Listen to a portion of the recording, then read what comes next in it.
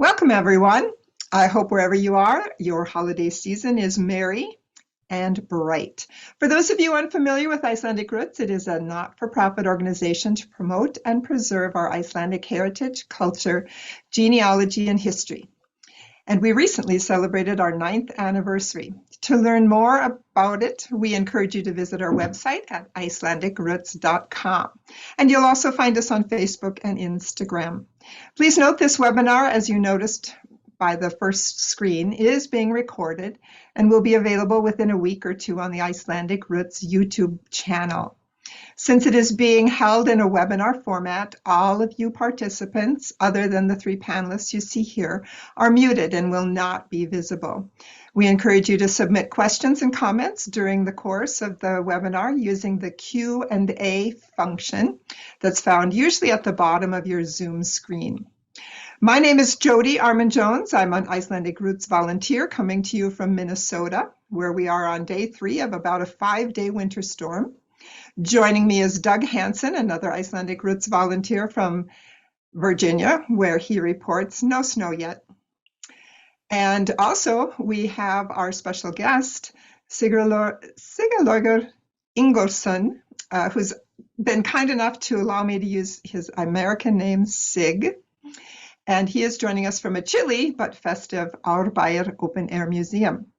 I've been aware of the museum for a number of years. It's a popular destination with my 3-year-old grandson who lives in Kópavogur, but really became interested in it when one of my friends, Sandra Björg Ernusdóttir, who was a Snorri West participant in 2017, she worked there for several summers as an interpretive museum employee. And she also got the Snorri programs involved in stopping in and visiting at the site. And so this is just a wonderfully festive season. So without further ado, I'd like to introduce Sig, who was born and raised in Iceland and in Reykjavík itself. As a good Icelandic Roots volunteer, I checked, and he is my 6th cousin. Lucky you.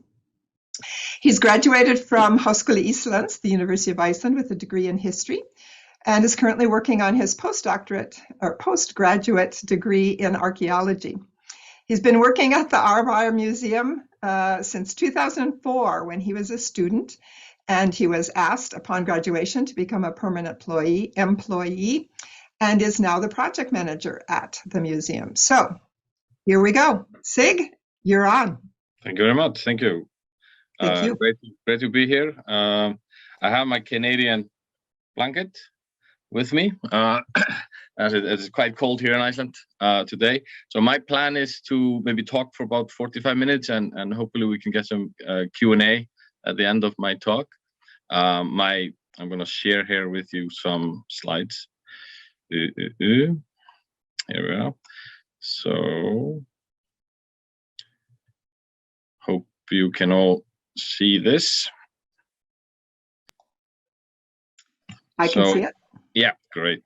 So I'm going to talk about some Yule time, Christmas time traditions. But first of all, I would like to introduce you to the museum, the Open Air Museum in Reykjavík.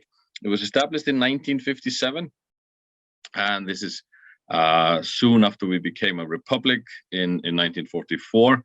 And at that time, the idea was that people wanted to redevelop the old town, particularly get rid of the old Danish rotten planks, as they were sometimes referred to, basically the old Danish buildings. Reykjavík, of course, used to be a rather Danish town, but at least they had the fortune of creating a museum where the plan was to move houses, which at that time was outside Reykjavík, but now 60 some years later, it's very much in Reykjavík. Of course, Reykjavík has grown all around us. Fortunately, in the 1960s and 70s, the feelings began to change. And of course, if you've been to Reykjavík, you can still see the rotten Danish planks still there. A lot of them, fortunately, were preserved where they are. But the museum, at least, has grown. We have here, as you can see, a number of buildings that we have relocated to the museum. We group them into certain areas. So on the far right, we have a square where we have some of the larger buildings. In the middle section, it's an area we call the village, where we grouped some of the smaller buildings. And the big plan several decades ago was to create like a harbor area on the far left. But since 2014, we became part of a larger organization called the Reykjavík City Museum. And within that museum, there's also now a maritime museum. So the plans for a harbor area were dropped. Obviously, we're far away from the ocean, so creating a harbor in these rural conditions was maybe an odd choice. But those plans obviously have now been scrapped. We also have a farmhouse and a church, which you can see here. The farmhouse is unique because that's the only original building on the site. This was a farm till 1948 when it was abandoned and later became mostly a museum. The reason why it was chosen was, in my opinion, twofold. Reykjavík had acquired the land in the beginning of the 20th century because of a planned hydroelectrical power station that was finally completed in 1921. So Reykjavík bought the land surrounding the river Elliðaá, which is a salmon river in the middle of Reykjavík now. And also the second thing was that the main road to Reykjavík came past us. And you can see on the right-hand side, that's the stretch of the road that we still preserve. Nowadays, of course, it's within the museum, but this was part of the main highway into town in as late as the 1960s. So I took I found some pictures from our recent Christmas programs just to give you a flavor of what we are doing on the Christmas program. These are 2 Sundays we have in December. We had one on last Sunday and next Sunday we have another program. So here, for instance, we have a lady who is making candles on the left, and our printer who is printing a Christmas greeting. And probably one of the more popular attractions on the Christmas program days are the Yule lads. And I'm going to talk more about the Yule lads a little bit later on. They are a favorite topic of mine still. Ever since I was a kid, they've always been something that have fascinated me. But also for the first time, we also included Polish Christmas traditions in our program. The museum obviously has been very heavily focused on Icelandic traditions, but now, of course, to reflect the fact that we have a growing Polish community in Iceland, we included an introduction to Polish Christmas traditions for the first time. And in the future, we'll probably include other traditions from other countries. Almonds is maybe not something you maybe associate with Christmas traditions in Iceland, but we like the smell of almonds, I guess. So we sometimes also take maybe something that's become popular more in recent times, such as roasted almonds. We also had a little Christmas market. You can see here on the left, the lady with the headgear here from the Handicrafts Association of Iceland. We also have a little candy store, which is also a very popular attraction for children, where we sell all sorts of candy and toys. This is a picture not taken from last Sunday. I included it because it had snow. That obviously was something we were missing last Sunday, but here's our little museum church, which has a nice grass-covered roof and stone grass walls, very traditional, of course, for the pre-industrial age here in Iceland. You can see the modern view there in the background, a suburban view all around us now, of course. We have people who are spinning and showcasing crafts relating to wool processing. That's here on the right. And also a gentleman joins us for the program who's carving figures, often related to Christmas. But most of you probably heard about the Yule lads, but I want to maybe spend a little time talking about the Yule lads. as I say, they become such a big part of our tradition, and it's strange how this thing has survived in the modern age and is still such a big part of Christmas tradition. So, for instance, the museum invites school children to visit the museum before Christmas. We have 2 programs that we run parallel. So we invite kindergarten children to visit the farmhouse where they are where we explain maybe 19th century or more like old Christmas traditions. But we also have a program for 10, 11, 12-year-olds, which is Christmas 1959. The reason why we chose that year is in the 1950s, a lot of the modern traditions are being carved out. And so we use that to explain why certain modern traditions are with modern Christmas. But the Yule lads are obviously a very unique Icelandic tradition, even though you can find similar ideas, Krampus in Germany, for instance. But it's this idea that we have these half human, half trolls coming down from the mountains. Nowadays, obviously, leaving gifts, but in previous centuries, stealing and maybe not being so nice. So their mother and father, Leppalúði and Grýla, he's human, but Grýla is a troll, hence why they're half human, half trolls. And then they have a very large cat called Jólakötturinn, Christmas or Yule time cat. The tradition is that you always have to, and this is something that is still traditional, you always have to get clothes for Christmas. A soft package, as it was called in my home when I was a kid. I dreaded them. I didn't really like to get clothes for Christmas. But the belief was that if you didn't get clothes for Christmas, you would be visited by the Yule cat. There are 2 versions about how the Yule cat will treat you. One is that he will eat you, but the lesser is that he will eat your Christmas dinner. I hope that that's maybe more the case. Grýla, of course, visits those homes where children have been naughty and mischievous, and she definitely eats children. That's her preference, I guess. Leppalúði doesn't do much. He's kind of lazy, so he just hangs out in his. They live in a cave, according to the tradition. So I went to a 17th century poem where we have the earliest references of the Yule lads, and I picked few lines from there. So this is the description of how people in the 17th century saw Grýla.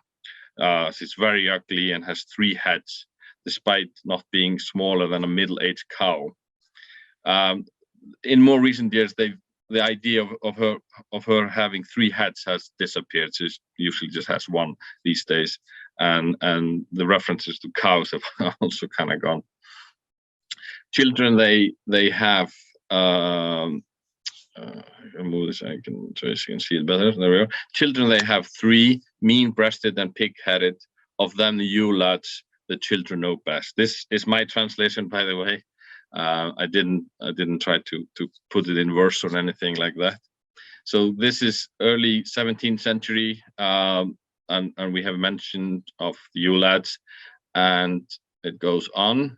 Of these, the Yule lads are as tall as giants. All of these evil beings are a menace to young children. So this idea that you have to behave before Christmas seems to be an ancient one. And I suppose even though the origin is very shrouded in mystery, I like to believe that it probably comes from the pre-Christian notion of creatures living in the mountains, trolls, and they tend to visit humans twice a year on summer solstice in June, and then on the winter solstice, which happened to be in December. Obviously, then comes the Christian festival of Christmas, and it happens to fall on the same time. So even though we have no records of it, I like to think that this is probably a pre-Christian idea of these creatures coming and stealing and not behaving. nicely. In the modern age, of course, they've become a lot more PC, I guess. These days they leave gifts in your shoe. So as long as you believe in them, and a matter of fact, children tend to believe in them for quite a long time. You put your shoe in the window 13 days before Christmas. That's when the first one comes along. I think we have a picture of him. That's Wooden Legs, who's here on the far left. Sorry about the quality of some of these pictures, a little bit blurry. So Wooden Legs, he arrives 13 days before Christmas. And nowadays, of course, they leave presents in your shoe. It's thought that the origin of this tradition comes from, in Europe, people used to get presents in a stocking on December 6th, which is the Mass Day of Saint Nicholas, who is, of course, Saint Nick, Santa Claus. So it's believed that fishermen sailing with fish to Europe, most likely to the Netherlands, picked up this tradition of putting a gift in the shoe. But of course, having 13 means you get 13 gifts rather than only the one for Santa Claus. So I think that's a very good bargain for the Icelandic children. When I was a kid, it was often small gifts. It has become a bit of a problem in the modern age, that often the schools have to send out emails to parents to plead with them to have a cap on how, to the ULADs, I meant, sorry. So the presents don't, become too expensive. So less affluent people can keep up with these presents. So Gollygog is number 2. So they all have these specific tastes. So Wooden Legs, for instance, he steals the milk from the sheep. His brother Gollygog, he steals the froth from the cow's milk when it has been just been milked. Stumpy, or Tiny, he's here in the right-hand corner. He steals the pan with all the little burn bits on the pan. We have number 4, Spoon Licker, who steals your spoon. Pot Licker, he scrapes your pot for all the bits and pieces that's been stuck to the pot. Bowl Licker, traditionally people in Iceland used to have their meals from a wooden bowl with a lid, like you see here in the picture. These are called askur in Icelandic, which is derived from as, the tree. Probably at some point they were probably made from that specific tree. So he will grab your bowl and try to get the food there, or the leftovers, really. They're very, I guess, with all this idea of taking care of your trash and things, they can help, I guess, in that regard. Door Slammer here, number 7. He will wake you up at night, slamming the door. Skyr Gobbler, he likes the skyr that you're probably familiar with, the dairy product. And then we have Sausage Snatcher, who will steal your sausages. He's number 9. And then number 10 is Window Peeker, who, well, yeah, he's a bit strange, I guess.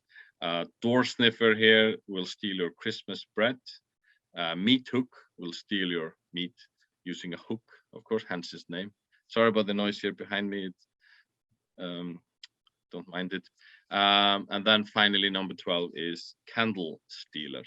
So we use these ULADs to, especially to the kindergarten children, to portray the past, because they all know them by heart, and they're an excellent tool to explain why, for instance, is the meat hanging above the fireplace in the kitchen. Well, it needed to be smoked because there was no refrigerator.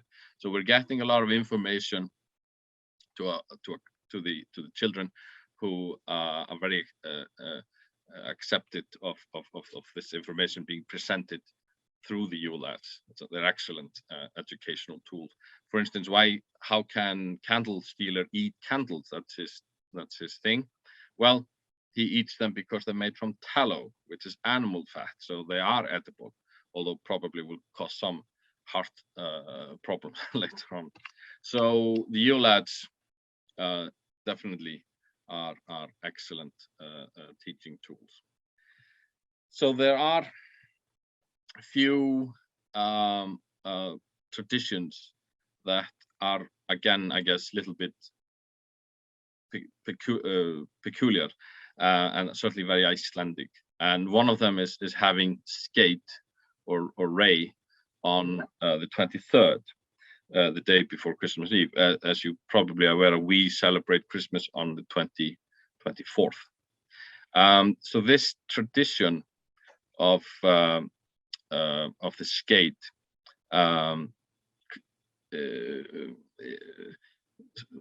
when we were Catholic, we would I hope, okay, it's well one more sound and that's yeah, okay.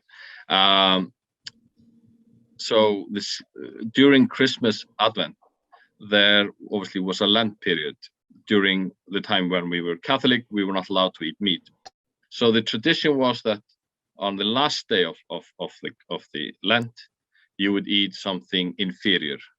And in certain areas, especially in the Western Peninsula, skate is a common catch in December. So the skate was caught because of its high ammonia in the meat. It first needs to be like putrefied, so it needs to break down. You can imagine the smell of it. Unfortunately, you'll just have to do with the pictures, but the smell is beyond very strong, and the taste is something that you need to acquire. Taste, I think, is accurate. So the skate was a big thing in certain parts where it was obviously readily available. It's a good example of how this tradition that was localized has now become widespread across Iceland. So if you're in Iceland on the 23rd and you happen to walk around town and there's this very strong smell of ammonia in the air, that's basically everyone is boiling the skate and eating it. And another tradition is the leaf bread, which is here on the right. So Iceland traditionally didn't have much bread, primarily because we stopped growing cereals probably around 1600. There have been many speculations to why. Most likely, we know that barley was being grown here from the period of the settlement, but I suppose with barley being more readily available in 1600, cheaper, they would simply import it instead of growing their own.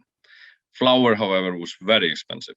So for Christmas, you would make obviously something special, and the leaf bread is basically just flour and water and maybe a pinch of salt.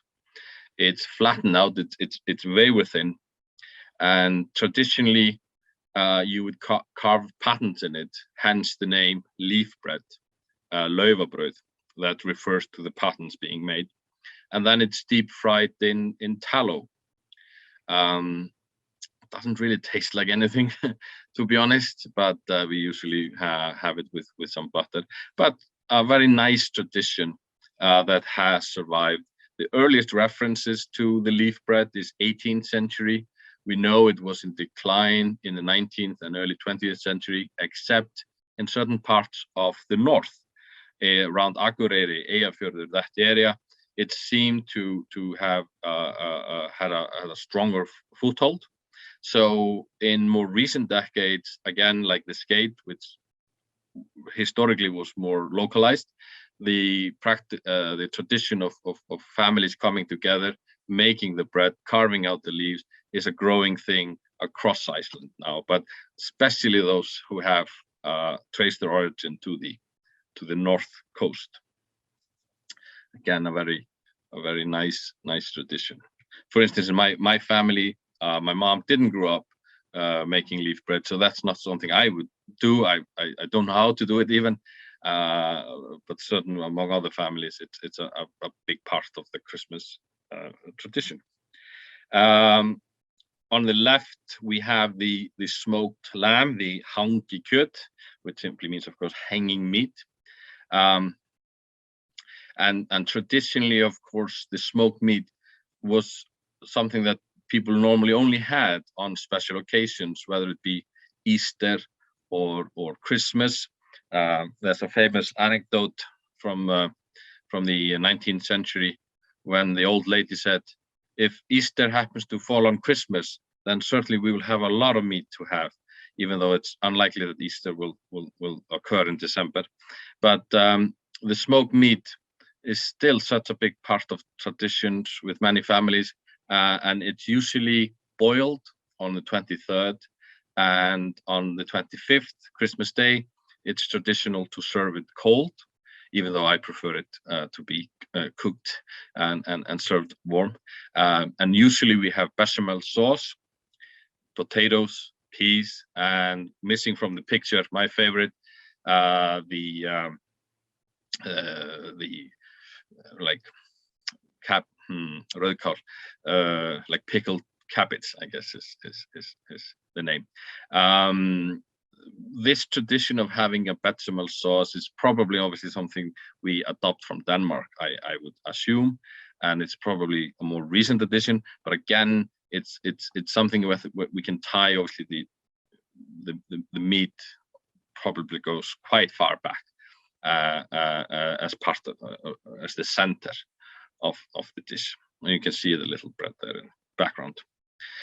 Some families have ptarmigan,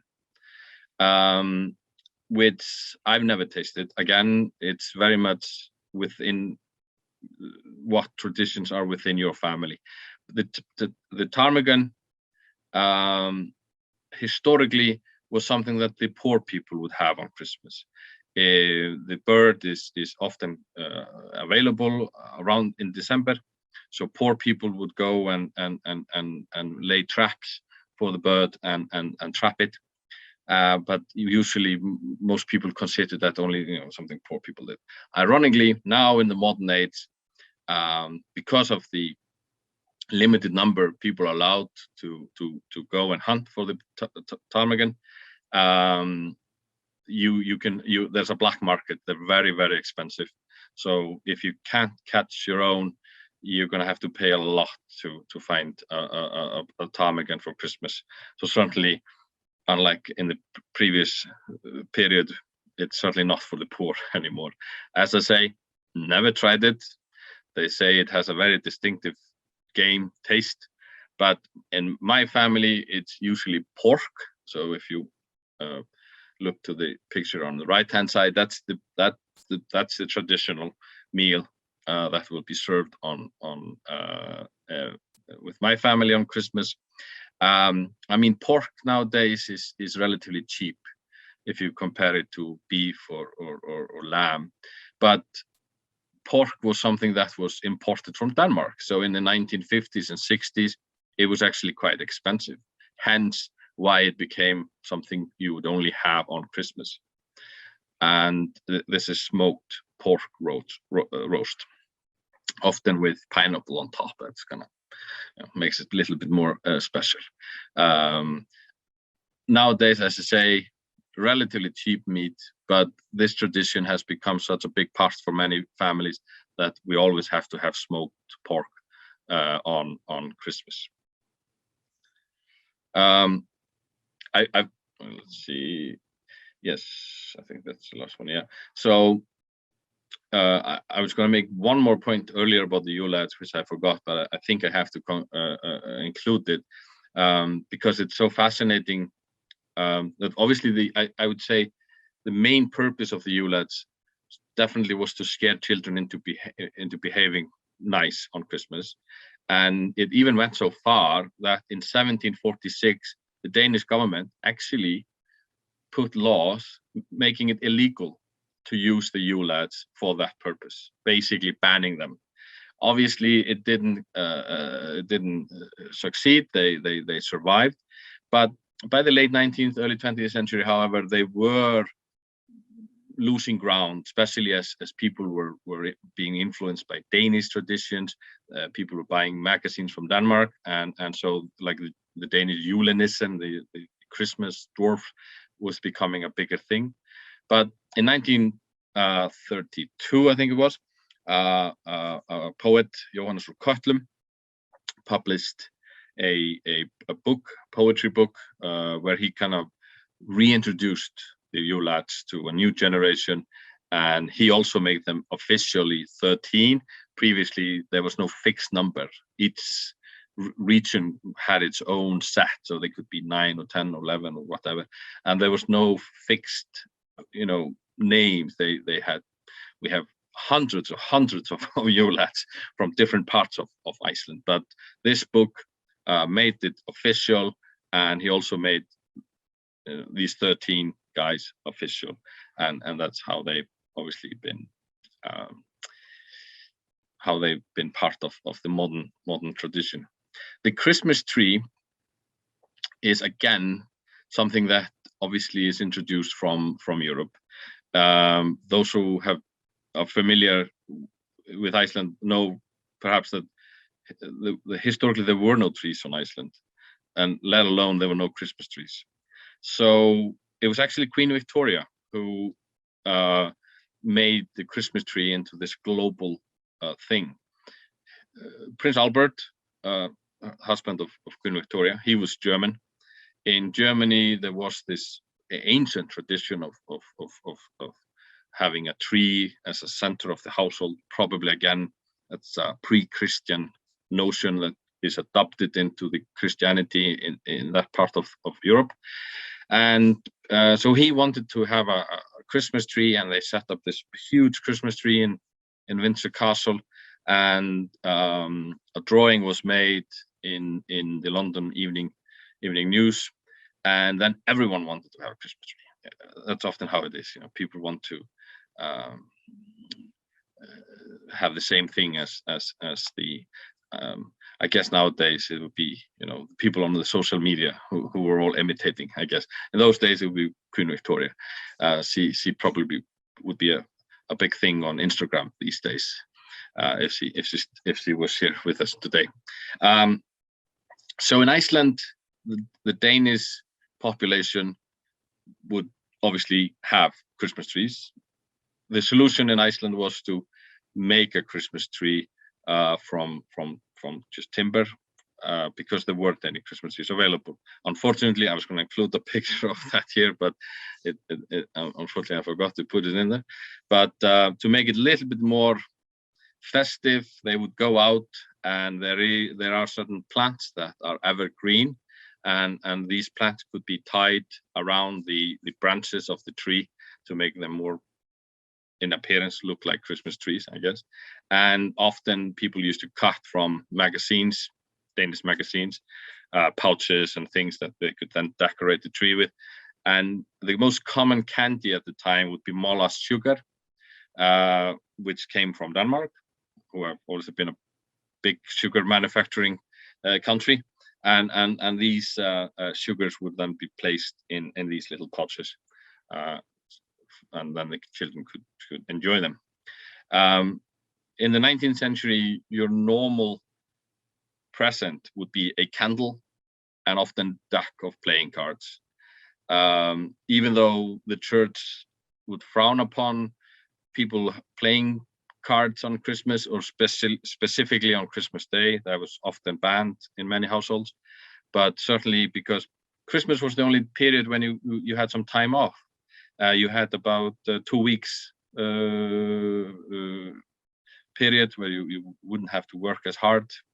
And obviously it's a very dark period here in Iceland. It's now 5:30 p.m. and I'm looking out and it's completely dark.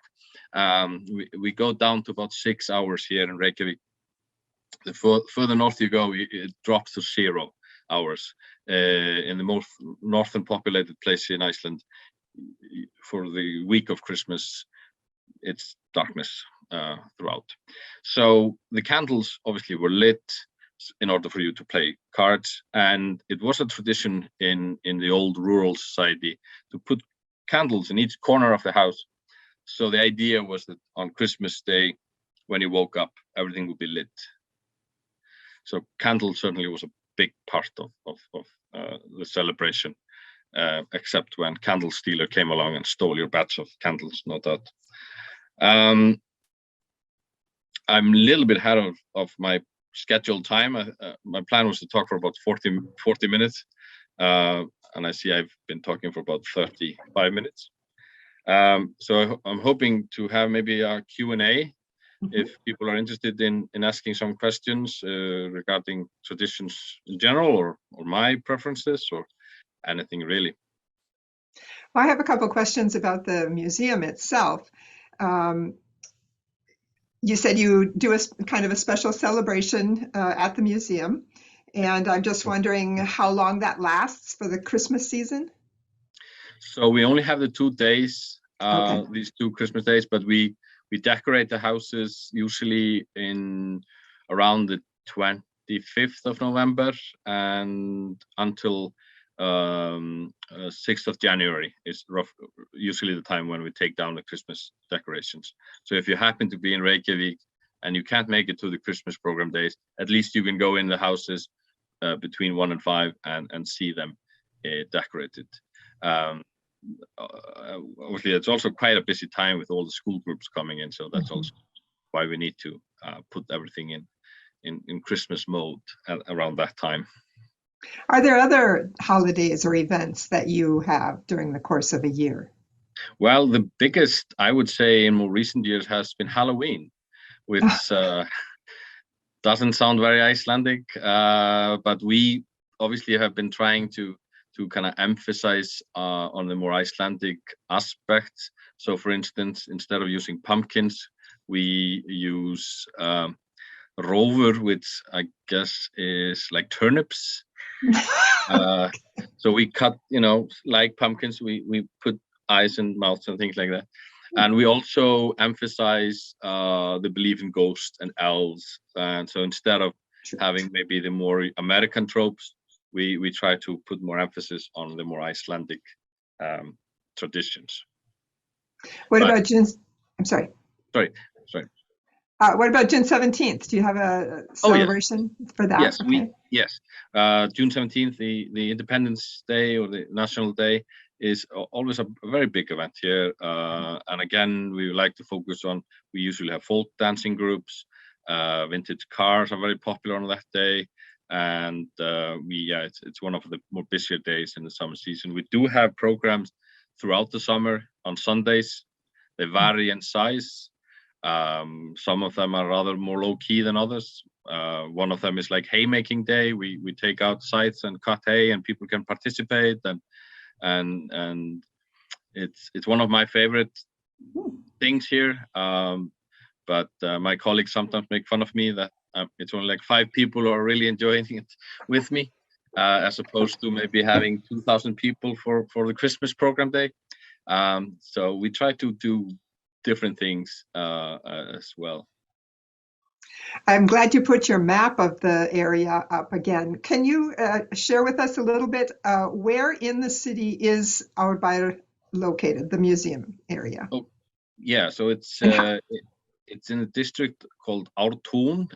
If you drive on the ring road and you're exiting Reykjavík, Ártún is a suburban area that you will pass on your way outside the city. It's on the east side of the river Elliðaá, which for a long time was the historical boundaries of Reykjavík. So technically, Arbaer would have been outside Reykjavík, but of course Reykjavík has been expanding. And as I say, this used to be a rural area that actually belonged to Mosfellssveit, neighboring town of Mosfellsbær in the modern age. But since 1932-ish, it was incorporated into Reykjavík. Can you tell us, if we're not renting a car, which has gotten very expensive these days, how does one get to the museum? We do have a number of buses, so you can take several buses up here, and and a taxi, of course, but which is a little bit more expensive. But we're reasonably well covered with public transport. And of course, they're installing a new transport system in the near future, the so-called Borgarlínan, or the city line, which that will not be very far from us here. So we'll be even more accessible through public transport. Do I understand that you're now on the hop-on, hop-off bus route as well? No, unfortunately not. No. Okay. They approached us in order for us to be included. In return, they asked whether the museum could be open in the wintertime. Previously, we were only open for 3 months. So we decided in 2014 to open all year round. We only closed for Christmas Day and New Year's Day. But the hop-on, hop-off bus didn't arrive. The problem was when they made the initial calculation, they forgot 2 things. One was traffic. They didn't calculate traffic. The second thing they forgot to calculate was that the bus needs to stop. And so it couldn't make the trip in the 90 minutes that was required. So we were dropped from the new route. But we are open in the winter, regardless. I'm sorry to hear that. We do have one question from one of the participants. Rutabaga was often made by my full-blooded Icelander mother when I was growing up in Minnesota. Are there special rutabaga Christmas recipes prepared by Icelanders in Iceland? Okay. I have to be honest, I'm not sure what rutabaga is. Can you describe it for me? I wonder if that's not what you meant instead of turnip.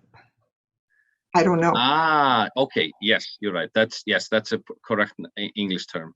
Yes, sorry. Rova, of course. Yes, sorry. Excellent. It's the most traditional use, I would say, is that we on Shrove Tuesday we have salted meat at Sprengidagur in Icelandic, and it's I would say probably the most common is to boil it with the rutabaga as a side dish, and that's one of my favorite days. You eat all this salted meat, you get really bloated, and you feel your body is giving up on you, but it does taste wonderfully, to be honest. Comment here, it says it's interesting that you mentioned carved turnips for Halloween. Carved pumpkins seem to be a North American adaptation of the older custom of carved turnips in Ireland. Yes, and to be completely honest, we are borrowing this thing from the Irish tradition. Okay. So that's where the inspiration came, because we didn't want pumpkins. We would associate that maybe too much with North American culture, that we had to maybe distance a little bit. So we did borrow the Irish tradition. So it's not Icelandic, of course, it's Irish. But then again, there's a lot of Irish blood in us, so I guess we can borrow a little bit from our cousins. Now, you have the map up, and I'm glad you have that. How were the buildings chosen or selected to be brought to the site? Because they were not traditionally there, except for the turf house and the church? The church was brought from the north. Okay. Yeah, it wasn't a church place. To be quite honest, it was very haphazard. Often Reykjavík would buy up houses because they needed to make a connecting road or a parking lot. So that's often how the houses were brought to the museum. So it's not like they would make a list of the important houses to preserve. It was just a question of, we need to move this house. Okay. Where should we put it? Let's take it to the museum. So especially in the 1960s and 70s, that's often how these houses arrived. We put them on a truck and bring them in one piece. In 1988, one of the buildings actually collapsed on its route. I can show it's the building here, number 5 on the map here in the middle. Oh, sure. The square. So that was a little bit embarrassing. It was live on television as well. It's probably made it even more embarrassing. I think I have another question from Nancy. Are you doing reforestation or orchards? I'm seeing something on your map that looks like an orchard. Yes. So when the houses were brought here, we didn't have put any gardens or anything around them, so they were very kind of bare, if you know what I mean. So what we've been doing in the last decade is to put more period appropriate surroundings. So if you look at number 4, that's where we actually do have a little orchard where we're growing potatoes and rutabaga, and I don't know the proper name for that, and other types of vegetables. And the plan is to do that also to more houses. So it's a work in progress at the moment. And you can see Susan's question there about, can you tell us what some of the buildings are by your numbers? Yes. Okay. So number 1 is where we have the ticket office. It's a building we brought from Laugavegur, which is the main shopping street, and it used to be a shop. And it's a very clever idea that the building where we sell the tickets is supposed to be a shop, and it was a shop. So it's a little bit small maybe, but I love the idea. Building number 2 comes from the local mental hospital, Kleppur.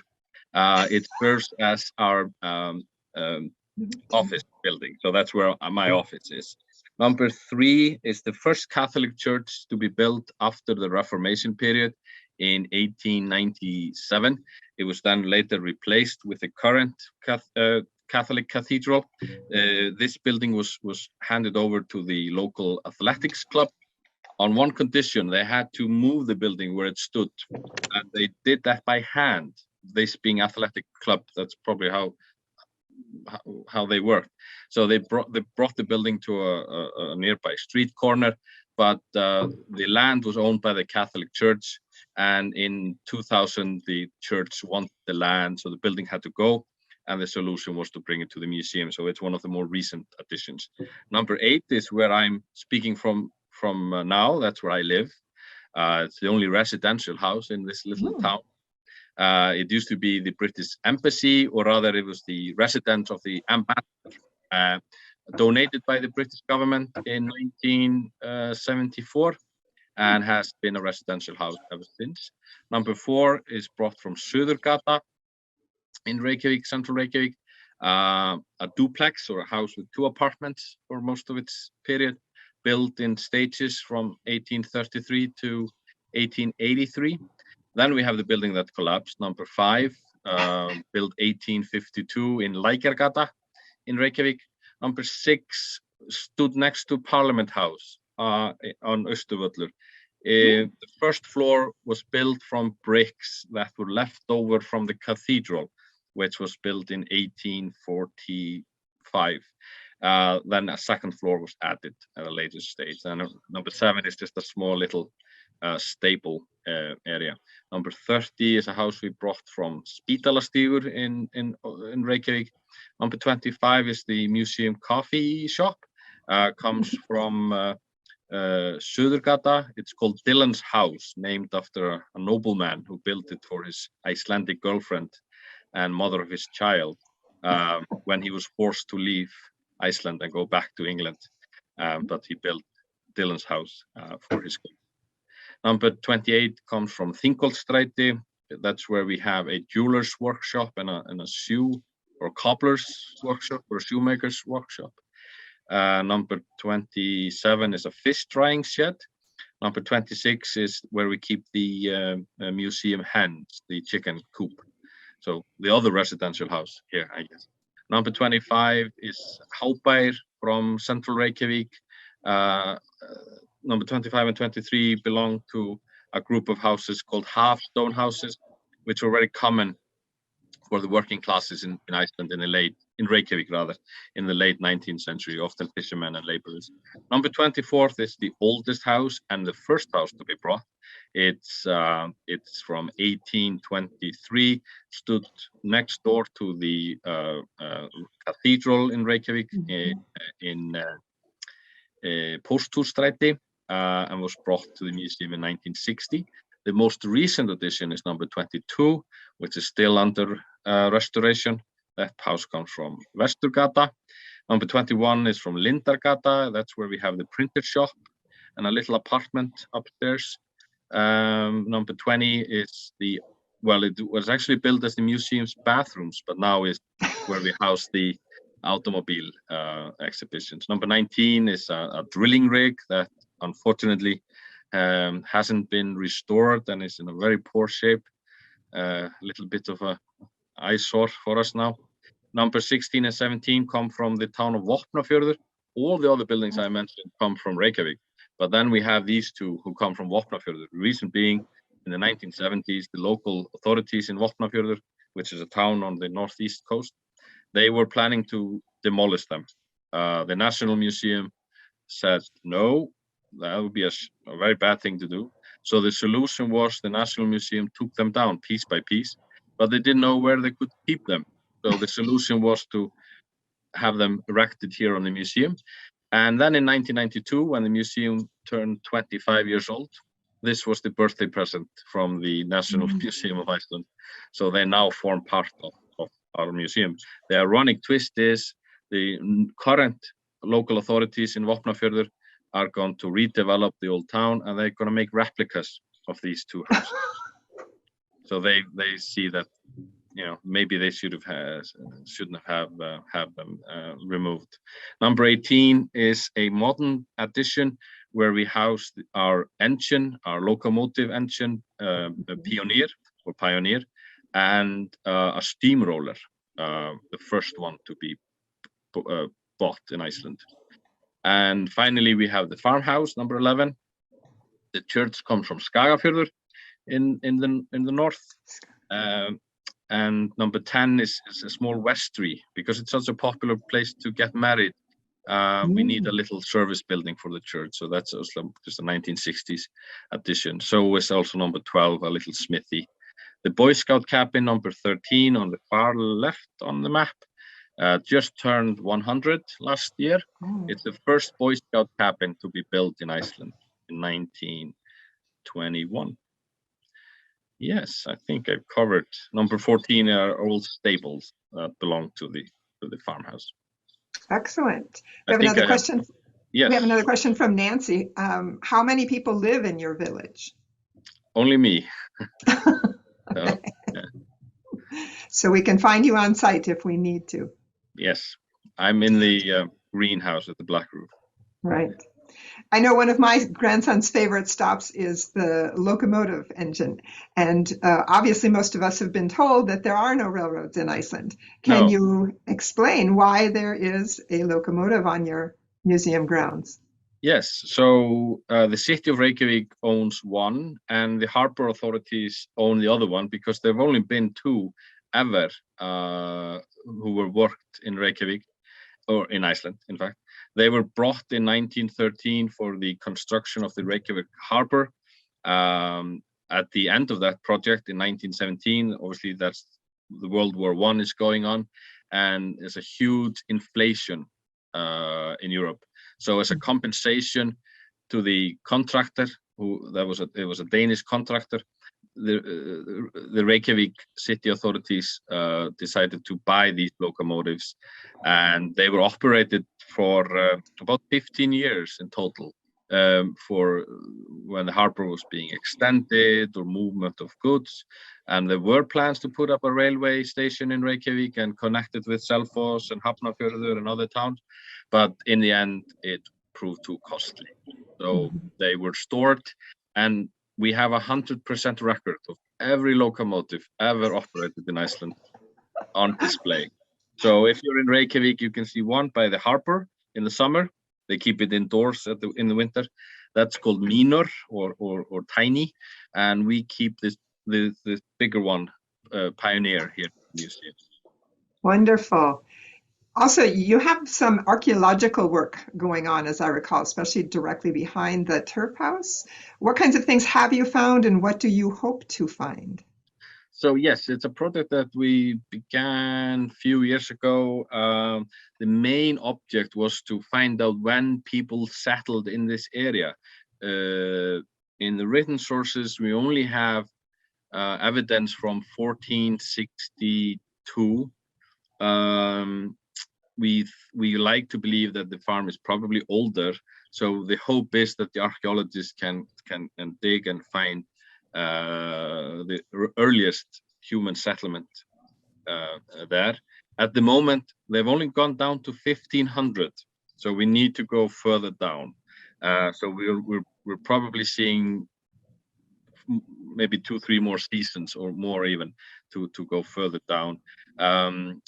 If you're wondering how can they date that so accurately, well, Icelandic is very volcanic, and in Icelandic archaeology we actually use the tephra layers to date archaeological buildings or objects because they were often recorded in annals. So by figuring out where each volcanic eruption or tephra layer came from, they can then pin that to the annals, and that gives us an excellent dating tool in archaeology. The other side note was that they've been digging through the midden. It's basically a human-made mound of trash. Mm-hmm. Everything that was thrown out was thrown in a big mound. And this is very valuable to archaeologists because in previous decades, they've been digging through middens at the local bishop's residence or some high-class residence. So this is one of the first instances where we can actually see the other side of the coin, where we have a more lower class people, and so the information there are excellent in giving us a more balanced picture of diet, things people owned, and so on. So the 2 archaeological sites that you're working on are behind number 11, is that correct? And then where was the midden one? The midden is behind building number 12. Okay. In the 1960s, when they constructed the smithy, they partly dug through the midden, obviously not doing any archaeological work at that time. So this man-made rubbish tip is partly destroyed by that building, but that's okay. We can gain a lot of information from the parts that are still there. And at number 11, that's where we're trying to locate buildings. At the moment, it's all really garbled together because obviously we have layers of people living there for centuries. So it's going to be a little bit tricky to determine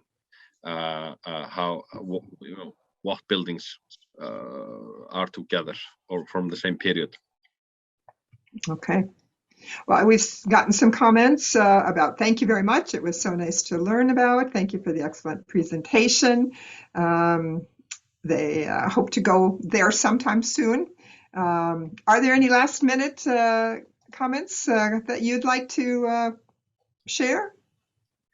I would just recommend, if you happen to be in Iceland, obviously I might be biased, but I do recommend the museum, especially, of course, if you have Icelandic heritage, then it probably means even more than for the most normal tourists, because obviously we preserve both the rural and the urban. It's very much centered on the 19th, early 20th century, of course, but it probably gives you a better feeling maybe for how our common ancestors lived here in Iceland. So I would definitely recommend it. I think we have one. Oh, okay, yeah. And I would like to point out that it's also one of the museums on the Reykjavík City Museum card. So if people get that, this is included in that. It's value for money, and so the City Museum, which we are part of, also has an archaeological exhibition in central Reykjavík, where we have a Viking Age longhouse from the 10th century, which is something I really recommend. It's been extended now to include the oldest building in central Reykjavík, Aðalstræti number 10. So that exhibition has now become bigger than previously. And we also have a museum of photography. We also have the Maritime Museum, where mostly we talk about maritime history. And then there's the island of Viðey, which technically not a museum, of course, but a very historic place. And again, something I would recommend if you're in Reykjavík to check that out. It's a very, very nice place.